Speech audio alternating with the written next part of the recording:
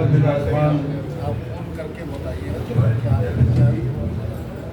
पिताजी मैं हरिशंकर जी लिख चुका हूँ, अभी भी ले सकता अवस्थी हूँ, जी लेकिन आप पहले अपने सुशील जी क्या लोग हैं और हमारे सामने सबके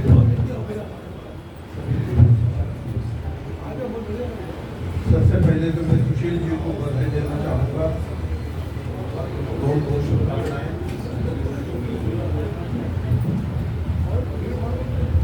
उनके जन्मदिन के अवसर पर उसे उन्होंने काव्यमय बना दिया। हमारे यहाँ बैठवाली एवं संस्कृत में जन्मदिन के लिए दो बड़े विचित्र नाम, एक है वर्षगांठ। पहले एक रक्षा सूत्र घरों में रखा रहता था। साक्षरता इतनी नहीं थी कि लोग कैलेंडर का ध्यान रखें। बच्चा 1 वर्ष का हो जाता था तो एक गांठ लगा, 61 वर्ष का हो गया तो 61 में लगा दीजिए। दूसरा शब्द है छिटनी। ये छिटनी एक तरह से झवई हुआ करती थी जिसमें बच्चे को लिटाया है और उसी पर मंगल अक्षरों की अक्षरों की वर्षा की जाती थी। मंगल सूत्र छिटके जाते थे और उसे घुमाया जाता था। छोटे बच्चों के साथ ऐसा होता था किशोर काल में। तो वो दृश्य मुझे भी याद आ रहे हैं और उसी बिंब के साथ मैं आपको जन्मदिन की बधाई दे रहा हूँ। वाजपेयी जी ने इसको तीसरा पहर कहा है। हमारे यहाँ जो वर्णाश्रम व्यवस्था है उसमें 4 आश्रम है और 4 वर्ण है और शतायु होना न्यूनतम शर्त रही है।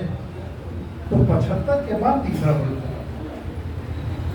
गुरु नानक देव की कविता याद आती है, रैग तीसरे आई पद संसद मचल्ले श्वेत हंस माने श्वेत केश सिर के ऊपर मंडरा रहे हैं। लगता है कि आप मानसरोवर की यात्रा करनी है। यदि ऊर्ध्व चेतना की तरफ 3 पैर बीत गए। हालांकि प्रहर 3 खंडों का 3 घंटों का होता है और पूरा का पूरा दिन 8 प्रहरों में जाता है, रातों दिन बिताकर। लेकिन यह रात को प्रहर में नहीं गिना जाता, केवल दिन ही है। 2 पहर है, तीसरा पहर है और चौथा पहर है। तो अभी तो मेरा ख्याल है 15 वर्ष बाकी है संन्यास आश्रम। इनमें सबसे महत्वपूर्ण अवस्था है व्याक्रम है संन्यास। सम्यक रूप से न्यास कर लेना। न्यास माने अपने को सुरक्षित कर लेना, सुव्यवस्थित कर लेना। और अच्छी तरह से व्यवस्था कब होती है? अपना धर्म छोड़ दिया, अपनी जात छोड़ दी, अपना नाम छोड़ दिया, अपना परिवार छोड़ दिया।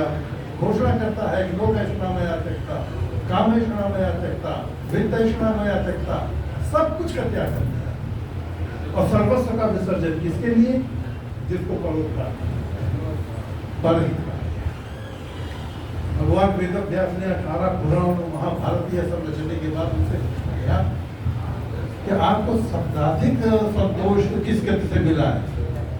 तो उन्हें ठाकुर सुना करनी पड़ी और अंतिम सूत्र रूप में पूछा गया कि आपका वो आर्ष माने विष्णु से जो परिपोषित है, समर्थित है, वो वचन क्या है? पुण्याय परोपकाराय पापाय परपीड़नम यदि परहित धर्म दे भाई पर पीड़ा सो रही है भाई। और प्रश्न ये है कि ये इसको हम लोग वाचिक ही रखे हुए हैं कि सचमुच अपने कर्तव्य करके बुला कविता लिख देने से तो पर पीड़ा नहीं बुला परहित नहीं हुआ। वो शांता सुखा है, अपनी अपनी काव्य कला का प्रदर्शन कर रहे हैं, यश और प्रतिष्ठा प्राप्त कर रहे हैं। लेकिन क्या इससे गरीब को रोटी मिल रही है?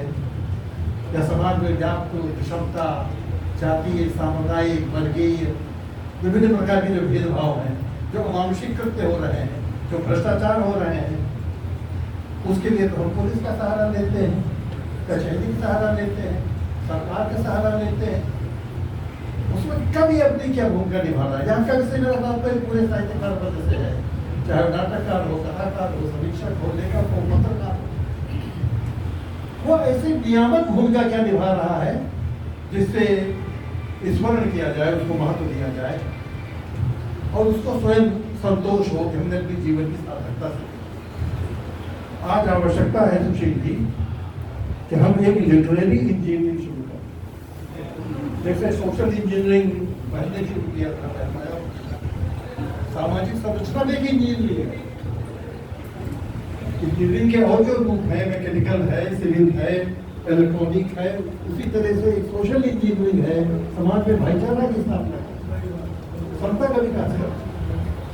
क्या लिटरेचर उसके समतुल्य आसपास नहीं जा सकता है? जाना चाहिए, जाने कोई वक्र है, ऊपर विचार करने की आवश्यकता है। एक विचार बिंदु है, इतना समय नहीं है कि इसके ऊपर विस्तार से चर्चा की जाए। मैं आप सबकी चिंतन मुद्रा के लिए इसको सौंप रहा हूँ अभी कभी।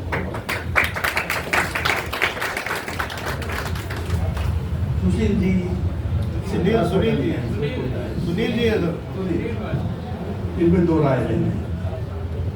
अपने सेवा काल में भी निरंतर रचना करते रहे और जब से कार्यमुक्त हुए हैं तब से विभिन्न विषयों पर किसी विचारधारा से प्रतिबद्ध नहीं है, किसी सीमा से जो सामने दिखता है, मन की मौज है, उसको रचना कर देते हैं। विभिन्न पर्व हैं, उत्सव हैं, त्योहार हैं, समाज के परिवार के विभिन्न नाते रिश्ते हैं।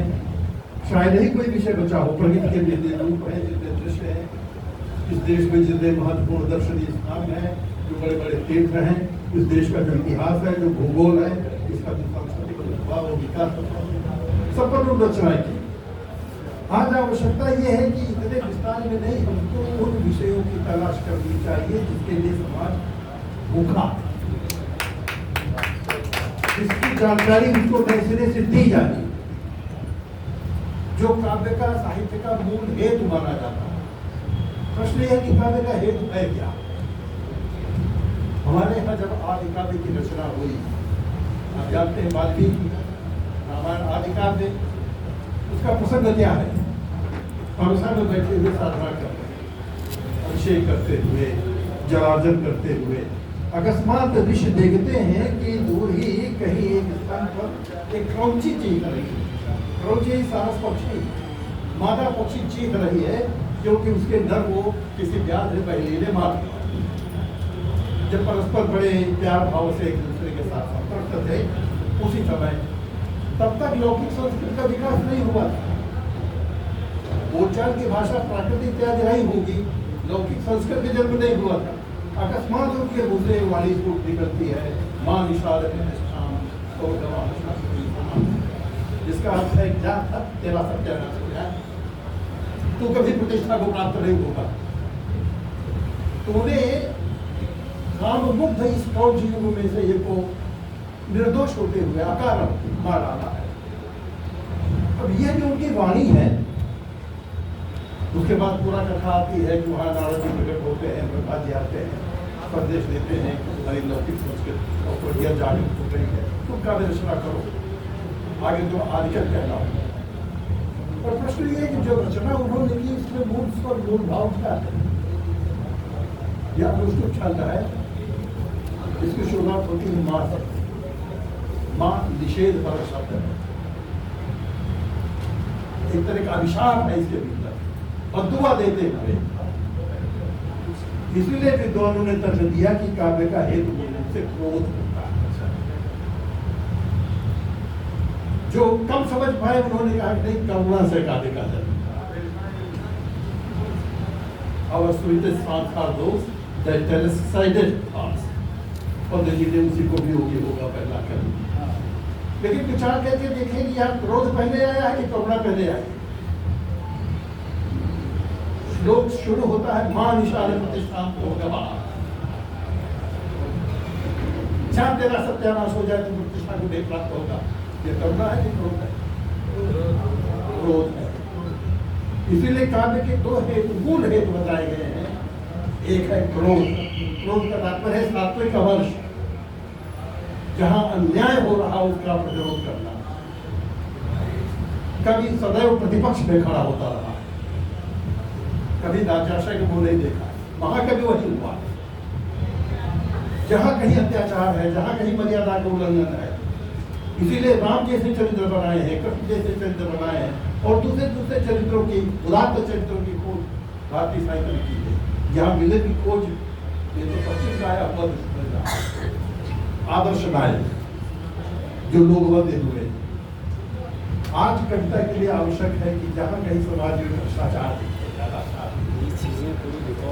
और सुनील जी से जब भ्रष्टाचार को आपको देखा हो जो भवन बनी है, जो सड़कें बनी है, हमारा घर यही कहता रहा है। बशीर बिद्दल का एक साधारण शेर देखे कितना लोकप्रिय हो गया है, हर एक की जबान पे है। काजू खुदे प्लेट में और इसकी गिलास में आया है रामराज विधायक निवास में। अदम गोडवी का बीवी जो बैठी है, क्यों? क्योंकि इस प्रोजेक्ट का ठेका इसको मिला। हाँ, गोडवी का, अदम गोडवी जी का। तो एक कभी ऐसे एक आक्रोशी स्वरों से कुछ जगह बना देता है, इसलिए कि रचना में एक विशेष प्रकार की तलखी है, बगावत का स्वर है, व्यवस्था के विद्रोह है, यथास्थितिवाद नहीं है, केवल दुख समर्थन नहीं है, उसमें एक विशेष प्रकार की निर्भीकता है, एक विशेष प्रकार का आगमन है। ये चिंता में पुरस्कार मिलेगा कि नहीं मिलेगा। सेवा मुक्त हो जाने के बाद तो कोई भय नहीं रह जाता है। तो पहली बात ये है कि जहाँ आना है उसका प्रतिरोध ये किया जाए, तो ये आई ओपनर होगा, वो क्या कहते हैं। और दूसरे करुणा का स्वर कि यह देश ऋषियों का था, मुनियों का था, यहाँ बड़े बड़े प्रतापी महापुरुष हुए, यह सोने की चिड़िया कहलाता था, यहाँ रामराज था, उसकी क्या हालत कर डाली है इन 72 वर्षों में इस लोकतंत्र में। इसी के लिए हमारे पूर्वजों ने सपना देखा था, ये करुणा का भाव। हम कौन थे, क्या हो गए हैं। अगर यह करुणा का भाव और ये क्रोध का भाव एक साथ सम्मिलित हो, इसको न्यूसेंस वैल्यू न कहिएगा जो पत्रकारों ने पैदा कर रखी, लेकिन मन को छूता हुआ भाव होता है और बड़ा संक्रामक होता है। यह प्रोफेशनल नहीं होता जिसे बच्चों से कहा जाता है, क्योंकि उनकी कथनी और करनी में फर्क है। आवश्यक है कि जो कहें उसको करके भी दिखाएं, तब उसका प्रभाव पड़ता है। क्या बात है। बाकी बड़बोलापन तो हर एक में है। हम कह देते हैं कि हम दुखों के पहाड़ में दबे हुए हैं, अपने जीवन को बहुत झेला है, बहुत जहर पिया है, लेकिन सब जानते हैं भोगवादी रहे हैं, इन्होंने कोई नहीं अभिशाप झेला। तो वो कथ्य केवल कथ्य बनकर, मुहावरा बन करके रह जाता है, उससे कोई प्रभाव नहीं पड़ता, बल्कि उल्टा प्रभाव। आवश्यकता ईमानदारी की, अभिव्यक्ति की ईमानदारी। जो आपको देखा, जो किया, वही हमने समाज को दिया, क्योंकि बिना दिए काम नहीं चल पा रहा है। जैसे कोई चिकित्सक को बीमार को नस्तर लगाता है, कोई इंजेक्शन भोगता है, उसको कष्ट होता है, लेकिन जब ही पैसा करना होता है। तो आवश्यकता इस बिंदु पर विचार करने की है कि इस असाहित्यिक युग में हम साहित्य को पुनर्जीवित कैसे करें, उसकी उपयोगिता को सुरक्षित कैसे करें। मुझे पूरा विश्वास है कि सुनील जी चूंकि बड़े सक्रिय हैं, खुद कर्म शुरू से रहे हैं और पैसवाले की धरती से आए हैं। वहाँ के लिए तो कहावत है कि वहाँ तक की खेती होती है, कोई एक पत्थर फेंकिए जिस घर में गिरेगा वहाँ सब जरूर निकलेगा। तो उस साहित्यिक परिवेश का जो संस्कार है के भीतर पड़ा है, इसको सही अर्थों में सार्थकता की शिखर पर पहुंचाना जाता है। आज आवश्यकता इस बात की है, इसी इंजीनियरिंग क्षेत्र में आप देखें, हमारे गांव में एक से एक ऐसे कलाकार रहे हैं, ऐसे ऐसे मिस्त्री जिनको स्किल लेवल के अंदर कहा जाता है। वे पढ़े लिखे नहीं है, अंग्रेजी नहीं जानते, इसलिए इंजीनियर नहीं हो पाए, लेकिन इंजीनियर जहाँ फेल हो जाता है वो काम करके दिखा देते हैं। आप आएंगे इस तरह के लोहार हुआ करते थे, ऐसे सुनार हुआ करते थे, ऐसे बढ़ई हुआ करते थे। किताबें पढ़कर इंजीनियरिंग उपाधि लेवाने की उतनी विकसित नहीं हो पाती जिनकी उतनी थी। उनकी एक अलग टेक्नोलॉजी चलती है जिसको जुगाड़ टेक्नोलॉजी है। इस जुगाड़ टेक्नोलॉजी को स्थान दिलाने की आवश्यकता है। खासतौर से भारत सरकार भी इसकी मदद कर रही है, कौशल विकास के अंतर्गत जगह जगह उनके प्रशिक्षण केंद्र खुले हुए हैं। ऐसे नायकों को हमें चुनना है, चाहे कविता भी चुनिए, चाहे कहानी के नाम पर, चाहे उपन्यास लिखकर, कोई भी विधा ले लीजिए, लेकिन वे जो कलाकार हैं उपेक्षित, गरीबी की मार झेलते हुए, उनका पूरा का समाज में प्रकट हो, और उनको ये उचित स्थान और सम्मान प्राप्त हो। ये है आज के साहित्य का बड़ा प्रिय विषय है। तो इस तरह से बहुत सारे विषय हैं, उनकी तलाश हमें करनी है। आवश्यकता यह है कि बीच बीच में कार्यशालाएं करके हम लोग चुने समय की चुनौती कहाँ है, मूल विषय कहाँ है, उनका प्रतिपादित कैसे किया जाए। बहरहाल यह शाश्वत भाव प्रवाह और शाश्वत जीवन यात्रा इसी तरह से सक्रियता पूर्वक चलती रहे। आप बराबर बढ़ते रहें, बरसते रहें। केवल गरजने वाला नहीं बरसता है, बढ़ने के साथ एक विशेष प्रकार का आवेग जो होता है उसकी रक्षा करनी पड़ती है। और आपकी साहित्य साधना निरंतर वर्तमान रहे, ये मेरी शुभकामना है। इसी के साथ मैं पूरा आपको श्री को बधाई देता हूँ और इस आयोजन के लिए बहुत